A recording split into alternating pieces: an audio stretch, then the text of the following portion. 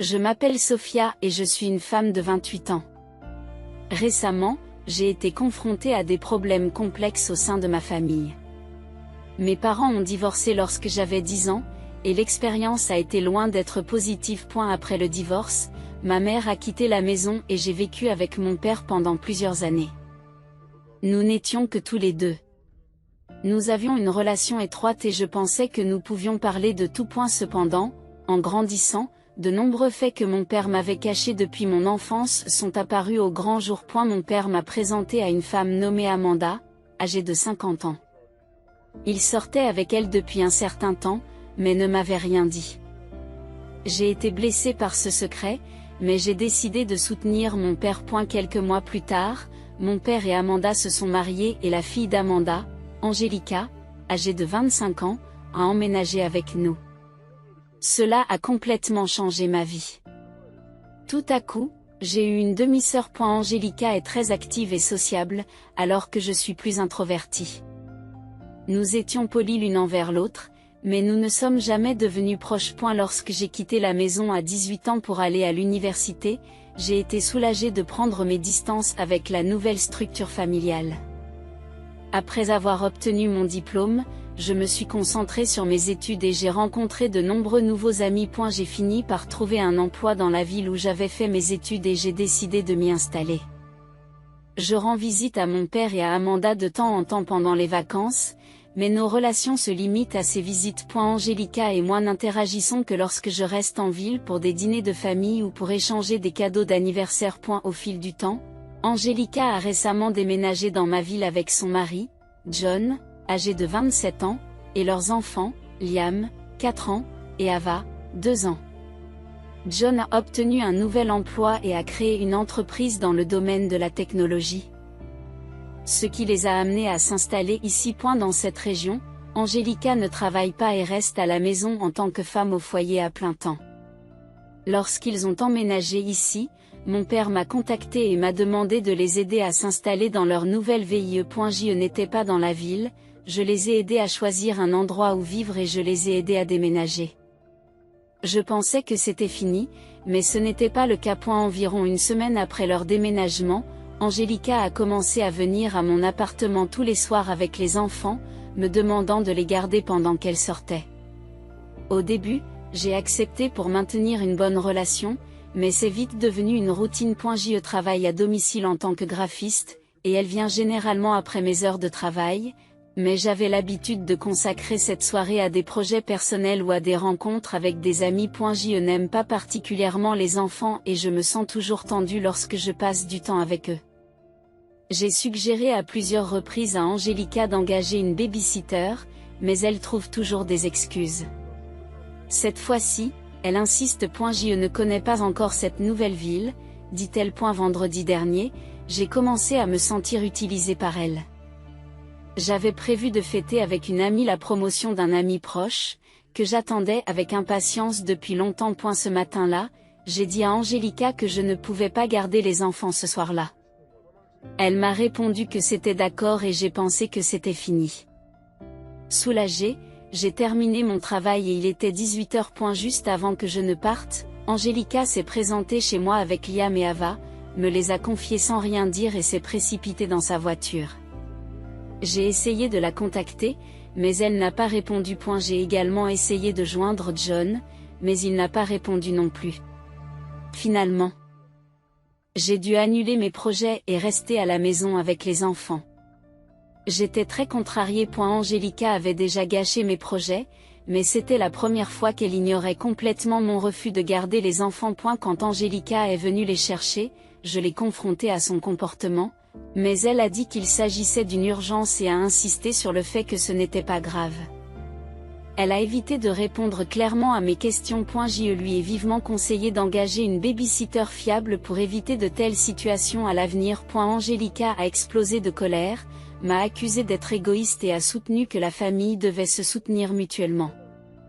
À ce moment-là, j'étais furieuse et je lui ai dit que nous n'étions pas une vraie famille. Malgré le manque d'interaction avant son arrivée ici, Elle se comportait comme si nous étions de vraies sœurs en raison du mariage de nos parents. Je lui ai dit clairement que je n'avais plus l'intention de faire du babysitting et je lui ai demandé de ne pas amener les enfants à moins qu'on ne l'appelle. Angélica est partie en larmes. J'étais bouleversée, mais soulagée d'avoir posé des limites claires. Alors que je pensais que tout était terminé, j'ai reçu un appel de mon père le lendemain. Il était en colère et m'a dit qu'Angélica l'avait contacté en pleurant et en se plaignant que j'avais été méchante avec les enfants. Et elle m'a dit, « Tu as le devoir de continuer à t'occuper des enfants d'Angélica. Vous devriez vous excuser auprès d'elle. C'est votre responsabilité en tant que famille, » a-t-il ajouté. J'ai essayé d'exprimer mon point de vue, mais il n'a pas voulu m'écouter. Je lui ai expliqué comment Angélica s'était servie de moi à plusieurs reprises, comment mes projets avaient été gâchés et comment mon temps et ma vie privée n'avaient pas été respectés. Mais il s'est contenté de répéter que je devais être plus souple et plus coopérative. Puis il a dit quelque chose qui m'a profondément blessée. Il m'a accusé d'être égoïste et m'a dit qu'il était déçu que je sois devenue comme ça. Il a souligné qu'Amanda et Angélica faisaient désormais partie de ma famille et a insisté sur le fait que je devais l'accepter. Il a également souligné à quel point je m'étais éloignée d'elle depuis son mariage avec Amanda, parlant comme si j'étais toujours rancunier. J'ai été choquée par ses paroles et j'ai soutenu qu'il s'agissait de sa famille, pas de la mienne. En tant qu'adulte indépendante, j'ai ma propre vie et mes propres responsabilités, et je ne peux pas passer mon temps à être la babysitter d'Angélica. La discussion a dégénéré et mon père a menacé de mettre fin à notre relation si je ne m'excusais pas auprès d'Angélica et si je ne recommençais pas à faire du babysitting. Cela m'a profondément blessée et mise en colère. J'ai affirmé que j'étais indépendante et que je n'avais pas besoin du soutien financier de mon père. De plus, s'il choisit vraiment de couper les ponts avec moi, cela montre simplement que nous n'étions pas aussi proches que je le pensais. Après avoir raccroché avec mon père, j'ai reçu des messages d'Amanda et d'autres membres de la famille. Ils m'ont reproché d'avoir été injuste envers Angélica et m'ont dit que je devrais faire preuve de plus de compréhension à l'égard d'une jeune mère qui se bat dans une nouvelle ville. J'ai également reçu des appels accusateurs de certaines tantes au sujet de la détérioration des relations familiales. Bien qu'il n'y ait pas eu de contact direct de la part d'Angélica elle-même, elle a posté sur les médias sociaux que les familles devraient se soutenir mutuellement. Citant des mots qui définissent la famille non seulement par des relations de sang ou de sororité. Ces actions semblaient clairement destinées à me faire sentir coupable. Je ne sais pas si j'ai tort. Je pense qu'il est injuste qu'Angélica s'attende à ce que je fasse du babysitting gratuitement à tout moment, et je pense que les menaces de mon père sont injustifiées. Cependant, je me demande si je n'ai pas été trop sévère avec Angélica. Amanda n'est pas vraiment ma famille. Je suis tourmentée par la culpabilité et je me demande si j'aurais dû être plus tolérant envers Angélica. Peut-être aurais-je dû faire plus d'efforts pour approfondir notre relation lorsque nous étions plus jeunes. Pourtant, je nourris de la colère et du ressentiment, car j'ai l'impression que mes opinions et mes limites ne sont pas respectées. Après le divorce de mes parents, j'ai mis l'accent sur la liberté et j'ai appris à compter sur moi-même. J'ai étudié dur à l'école, j'ai obtenu des bourses d'études à l'université et j'ai construit une carrière qui m'a assuré le succès. Je ne suis pas habituée à la coexistence et, honnêtement, je ne veux pas me sentir responsable de ce que l'on compte sur moi.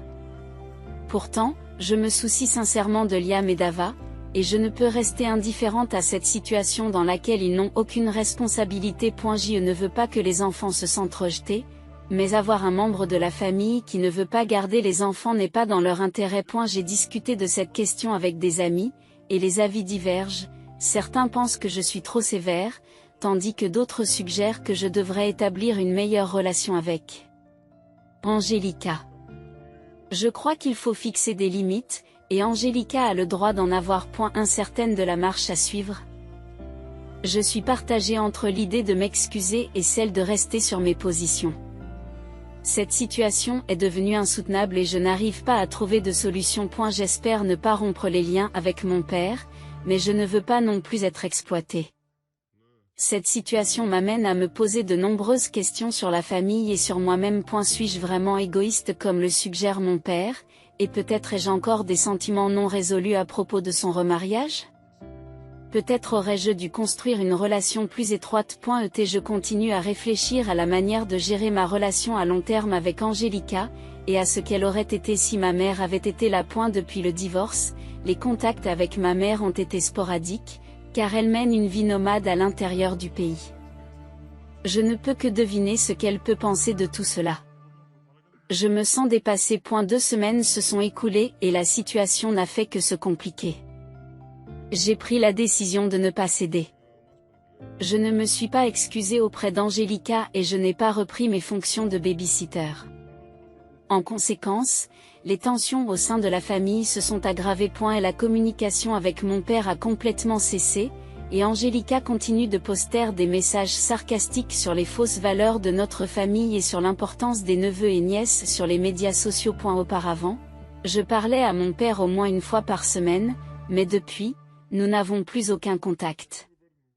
Je me rassure en me disant que c'est la meilleure chose à faire et que je pose des limites appropriées.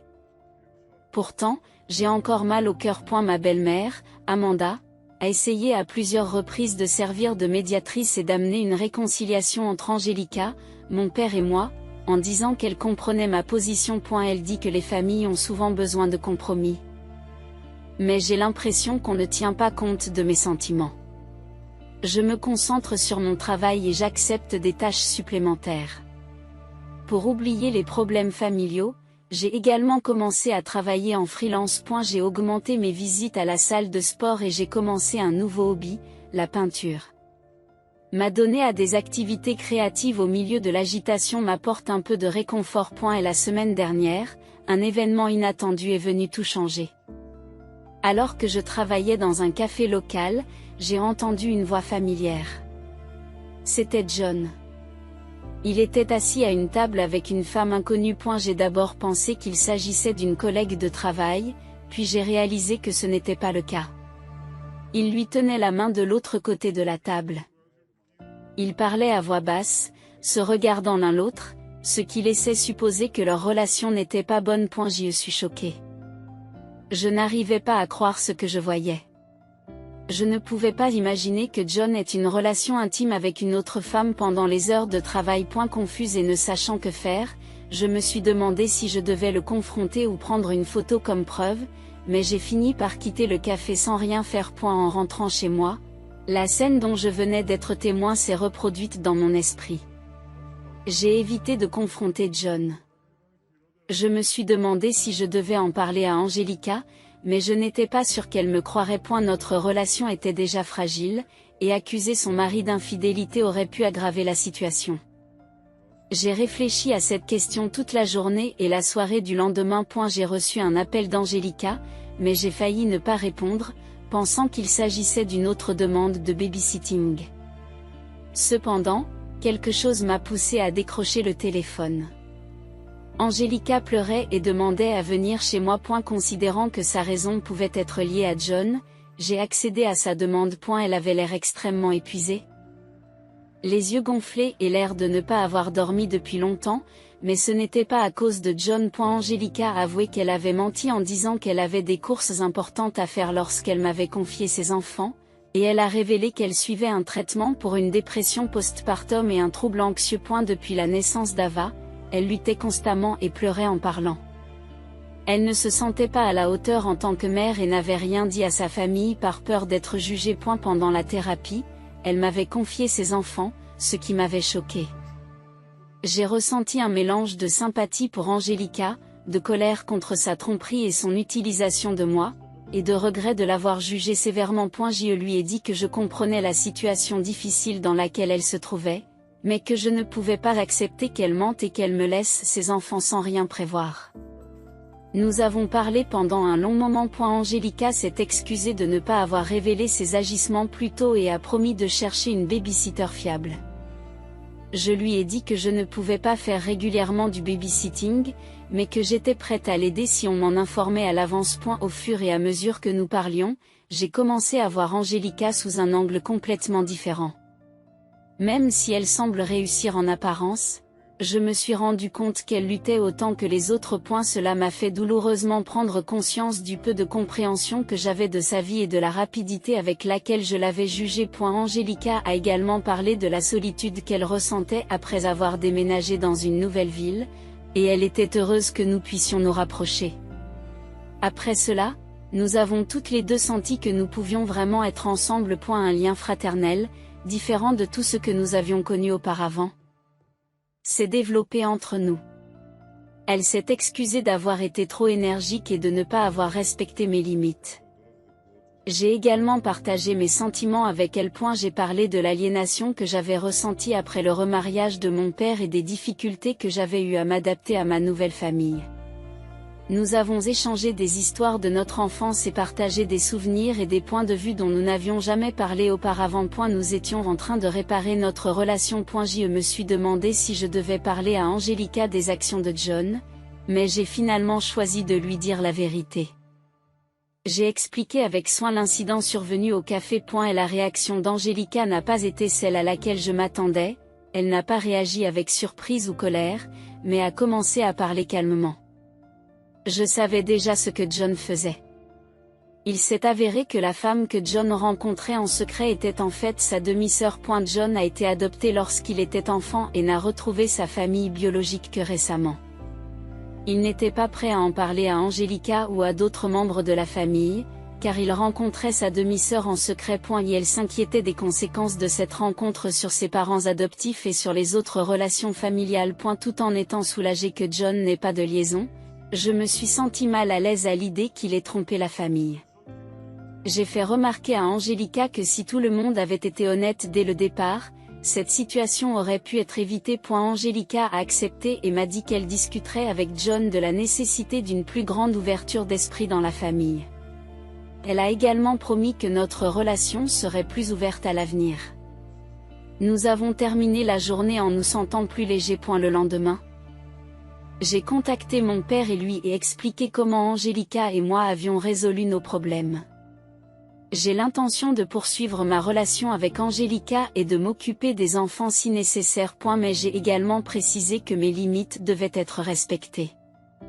À ma grande surprise, mon père a compris, s'est excusé pour ses réactions antérieures et a reconnu qu'il m'avait mis la pression. Nous nous sommes promis d'améliorer notre communication et de respecter les limites de chacun. Nous avons également parlé du passé. Nous avons eu une conversation difficile sur la façon dont son remariage m'avait affecté et sur la façon dont nous nous étions éloignés l'un de l'autre au fil du temps. Il semblait que nous abordions enfin un sujet que nous avions évité pendant des années. Même s'il semblait que la situation était sur le point d'être résolue, je me sentais toujours tendue. Notre famille recèle encore beaucoup de secrets et d'angoisses inavouées. Bien que je sois heureux d'avoir pu mettre les choses au clair avec Angelica, j'ai le sentiment que quelque chose n'a pas encore été résolu. Un mois s'est écoulé et la situation ne s'est pas améliorée. Mes inquiétudes se sont confirmées. Et la semaine dernière, Angelica m'a appelé en urgence. Elle pleurait si fort que ses paroles étaient presque inaudibles. Après l'avoir calmée, elle m'a fait part d'une nouvelle terrifiante. John ne se contentait pas de rencontrer sa demi-sœur, il avait une liaison avec elle. Angelica avait soupçonné que John rencontrait régulièrement quelqu'un, alors elle l'a suivi. Un jour, elle l'a trouvé en train de rencontrer une femme non pas dans le café habituel, mais dans un hôtel. Elle a confronté John et il a avoué. John a prétendu qu'il ressentait un nouveau lien avec sa demi-sœur et a tenté de justifier ses actes. Mais Angelica a été choquée et profondément blessée. J'ai été choquée. J'ai regretté de ne pas avoir agi de manière plus proactive lorsque j'ai vu John avec cette femme. J'ai essayé de réconforter Angelica par téléphone, mais elle était désemparée et a décidé de quitter John. Malgré nos désaccords passés, elle m'a demandé si elle pouvait rester chez moi avec les enfants pendant cette période difficile. Je ne pouvais pas la laisser seule dans cette épreuve. J'ai accepté que les enfants restent. Le lendemain, Angelica et les enfants ont emménagé chez moi. Ce fut un déménagement très difficile. Ma maison n'est pas conçue pour accueillir de jeunes enfants. Angelica et les enfants sont émotifs, pleure et éclate de colère. J'essaie de les soutenir, mais cela ne fait qu'ajouter à ma souffrance et aggraver la situation. John a contacté Angelica à plusieurs reprises et s'est rendu chez moi à plusieurs reprises, ce qui a encore compliqué la situation. J'ai dû menacer d'appeler la police pour le faire partir. Tout le monde souffre, y compris les enfants qui ne comprennent pas ce qui se passe. Mon père m'a contacté d'un ton inquiet, me disant qu'il avait des nouvelles importantes et qu'il voulait me rencontrer. J'ai été profondément ébranlée par le fait choquant que mon père m'a révélé. Il s'est avéré que la demi-sœur de John est aussi ma demi-sœur. Mon père a avoué qu'il avait eu une brève relation amoureuse avec la mère biologique de John bien avant de rencontrer ma belle-mère. Cette femme avait une fille et John a eu une liaison avec elle. J'ai été stupéfaite d'apprendre que mon père avait gardé ce secret pendant des années. Il y a 30 ans, un test ADN effectué par la demi-sœur de John a permis de retrouver plusieurs membres de notre famille. Et c'est à ce moment-là que mon père a appris le fait. Il l'a contacté et a appris toute l'histoire. J'ai eu l'impression que ma vision du monde avait été bouleversée. J'étais choquée de voir que tout ce que j'avais cru au sujet de ma famille était un mensonge et j'étais en colère contre mon père pour avoir gardé un tel secret. Ma déception face à la trahison de John s'est mêlée à la frustration que j'ai ressentie pour ne pas m'en être rendu compte plus tôt. Je n'ai pas encore parlé à Angelica de cette dernière révélation, car elle doit déjà faire face à beaucoup de choses, et je m'inquiète de l'impact que cela aura sur elle et sur ma propre vie. Elle est proche de son point de rupture. Mais je sais qu'il faudra bien que je lui en parle un jour. Ces derniers temps, je me sens mentalement désorientée. J'essaie de soutenir Angelica tout en faisant face aux émotions suscitées par la découverte de ma nouvelle sœur. J'ai pris des congés pour faire face à ces problèmes, mais je ne sais pas combien de temps je vais pouvoir tenir. J'envisage une thérapie pour résoudre tous ces problèmes et j'essaie de passer mes journées le plus calmement possible. J'ai demandé à quelques amis de me soutenir, mais il m'a été difficile d'expliquer que mon beau-frère avait une liaison avec sa demi-sœur cachée. Comment expliquer une telle chose ? On a l'impression d'être dans un drame exagéré. Avec tant de choses à prendre en compte, Angelica, les enfants, les problèmes de garde de John et ma demi-sœur, j'étais submergée et incapable de faire face à tout. Malgré tout, je fais de mon mieux pour offrir à Angelica et aux enfants un environnement stable. En dépit de mon propre désarroi. J'ai également essayé de prendre soin de moi. J'ai tenu un journal pour faire le tri dans mes émotions et j'ai pratiqué des activités qui me plaisaient. 3 mois ont passé. Beaucoup de choses ont changé. J'ai fini par dire à Angelica que la maîtresse de John était notre demi-sœur. Elle a été dévastée une fois de plus, mais c'était la conclusion dont elle avait besoin. Elle a demandé le divorce et obtenu une ordonnance restrictive à l'encontre de John. La procédure judiciaire a été complexe, mais Angelica l'a gérée avec grâce. Angelica et les enfants sont restés avec moi pendant environ 1 mois, puis elle a trouvé son propre petit appartement et a commencé à travailler à temps partiel dans une librairie locale.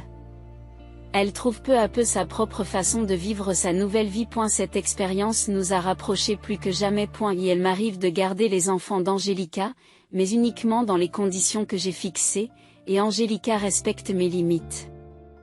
Nous n'avons pas encore tendu la main à notre demi-sœur, et nous ne savons pas quand ni si nous serons prêts. Son existence, ainsi que les actions de John, rendent difficile l'établissement d'une relation avec elle. J'y ressens toujours des tensions avec mon père et j'éprouve de la colère à son égard. Nous avons eu plusieurs conversations difficiles sur l'important secret qu'il a gardé caché pendant si longtemps. Ces discussions ont remis en question la confiance, l'honnêteté et l'impact de ses décisions. Mon père consulte un thérapeute pour faire face à sa honte et trouver le moyen de rétablir la confiance avec la famille. Les progrès sont lents, mais nous avançons. J'y suis également une thérapie, qui m'a aidé à gérer mes émotions et à fixer des limites saines. J'apprends qu'il est important de donner la priorité à ma santé mentale. Au milieu de cette crise, j'ai renoué avec ma mère, en lui tendant la main après que tout a été révélé. J'avais besoin de parler à quelqu'un qui n'était pas personnellement impliqué. Nous avons eu une conversation sincère. Ma mère a été une source constante de soutien émotionnel. Nous nous efforçons de reconstruire notre relation et je suis vraiment heureuse de la retrouver dans ma vie. Ensuite, j'ai décidé de faire une pause. J'avais besoin de m'éloigner des conflits familiaux et de partir à la découverte de moi-même. J'ai passé un mois à Hawaï. Cette expérience a élargi ma perspective. Même si je tiens à ma famille, elle n'est pas tout. Les personnes qui comptent vraiment sont celles qui respectent vos limites et ne vous obligent pas à sacrifier vos idéaux ou votre bonheur. Je ne peux pas prédire l'avenir de ma famille. Il faudra du temps pour rétablir la confiance. Pour l'instant, je me concentre sur ma guérison et mon développement personnel. Je réévalue ce que la famille représente pour moi et je m'entoure de personnes qui apportent de la joie dans ma vie. Je reste en contact régulier avec Angelica, qui se concentre sur ses enfants, son nouveau travail et sa santé. Elle avance dans son divorce avec une force surprenante. Nous prévoyons un voyage avec les enfants l'été prochain, quelque chose à attendre avec impatience. Pour autant que je sache, John a quitté la ville. Sa liaison avec sa demi-sœur s'est mal terminée et il a essayé de se réconcilier avec sa famille adoptive, mais je ne connais pas les détails. Honnêtement, cela ne m'intéresse pas. Cependant, je rétablis peu à peu ma relation avec mon père. Nous continuons à avoir des conversations une fois par semaine. Même si les choses ne sont pas tout à fait revenues à la normale, la situation s'améliore. Mon père s'efforce d'être plus transparent et plus honnête, non seulement avec moi, mais aussi avec toute la famille. Grâce à cette expérience, nous avons beaucoup appris sur la résilience, le pardon et l'importance de la sincérité. En outre, nous avons compris qu'il n'est jamais trop tard pour nouer des relations.